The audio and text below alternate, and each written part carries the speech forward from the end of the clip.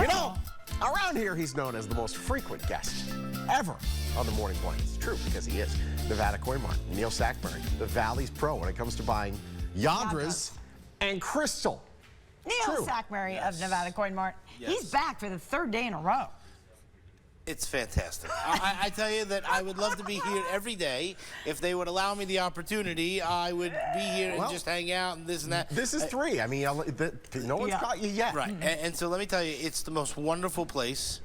My store, as well as here at Channel 13. Thank you. But it is. I love being here. A Yadra exclusive, a crystal exclusive segment on our show. Right. Yeah. So the thing is that, you know, yesterday when we were on here with the BBB, we talked about different types of graded gold coins and things of this nature, right? And on Monday we talked about the costume jewelry and the gold jewelry and stuff like that, the Rolex watches. And so what people don't know is that we buy name brand collectibles. And so this is, again, the type of item that somebody might have in their house and has value. This is a Hummel.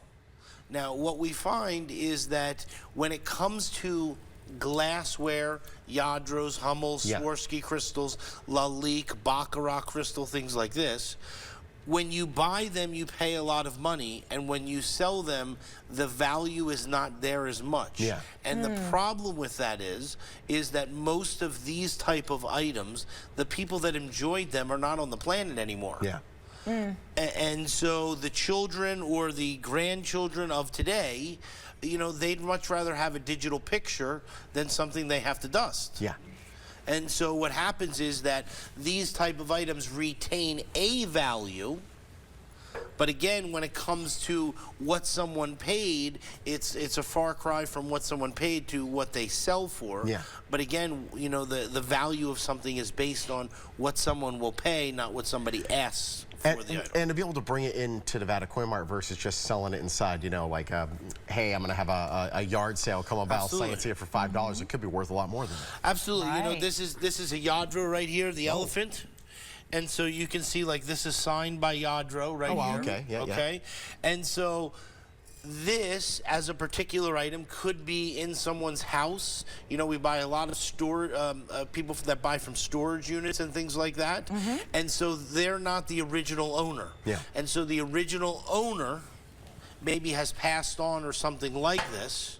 And so what happens is that when we buy things like this, you know, we pay the most money that we can, but you don't want to sell something like this for $1 or $2. Of course. This could have substantially more value, and so that's what happens with the Some are more valuable than others. Absolutely. My eye is always drawn to the crystal. I love glass.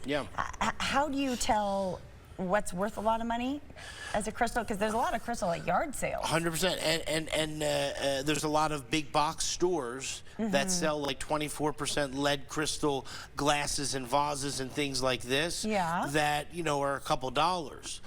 So when it comes to name brands, you know, Waterford, Lalique, Baccarat, you know, there's something of more substantial names as well as the quality of the crystal. And then on the second part of that is, you know, like I brought in the you know, the Pillsbury Okay. I've been eyeing this one. Okay, so here's the thing. When it comes to a collectible, again, it comes back to what something can resale for. There's certain people that want to buy the Yadros because they had them or they want to give them to, you know, their parents or their grandparents or something like this. And then there's collectibles that are just cool. And so I tell people when I buy, if you have something that's unique, that you know that nobody has, like this guy, that makes it cool, and that's something that we want to buy. And so, hey Sean. Yes. Touch the belly of the guy. See, the Pillsbury Doughboy and I, we have the same BMI. You should really have this in your kitchen. I probably should, I'll tell you. But this is, I mean, this is an example. Sometimes it's not about necessarily what it's made of, but the fact that it has collector value, just like this. So at the end of the day, this, if it's not the Pillsbury Doughboy, it's worth $1 or $2, right? It's just some random thing. But to be able to, you know, somebody to have, and then again, what we find with the collectibles is that a lot of people like to have what they once had in their childhood. Of course. Yes. And not to even It's put something in, nostalgia. but not nostalgia, right? And so for that, you know what I mean? Like, oh, I'd like to pick that up or something like that. Yeah. And it's more easily resaleable sometimes even than the higher end stuff, because you're able to get something for yourself and things like that. Value is relative sometimes. It certainly Yes, I agree 100%. Long story short, if you get stuff you don't know the value, bring it into you.